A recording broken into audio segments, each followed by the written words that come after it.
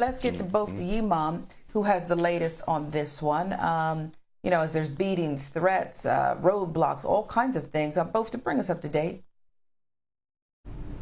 Right, we know that there has been challenges. The Taliban reportedly, Sharon, urging crowds outside the airport yesterday to go home, saying they did not want to hurt anyone.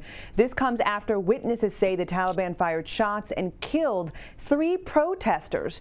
Now, the U.S. State Department says they have communicated directly with all U.S. citizens who enrolled with the embassy Kabul about their evacuation flights, but they are staying away from making promises about the route to the airport. In capital letters on the U.S. State Department website, it says the United States government cannot ensure safe passage to the Kabul airport.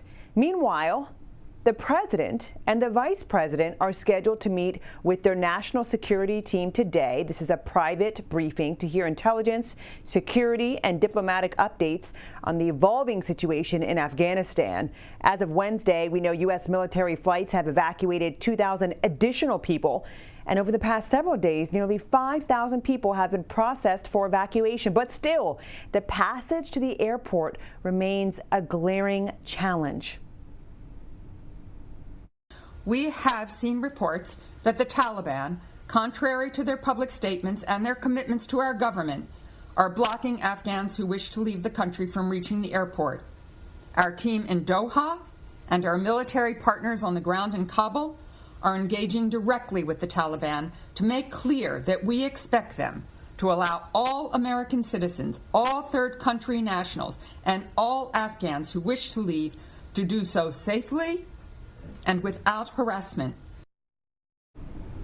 In Q&A, when pressed by the media about the challenges folks are facing in getting to that airport, Deputy Sherman said, again, they have heard the stories about the checkpoints and harassment and jammed traffic, and they are trying to work through those issues, quote, as best as we can. Sharon.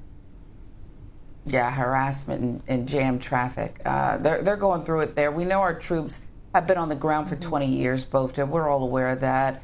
This collapse, though, happened so quickly. You spoke to a congresswoman who was the sole member of Congress, the only member to say no, vote against the war in Afghanistan, which was seen as a never-ending war. So tell us about that.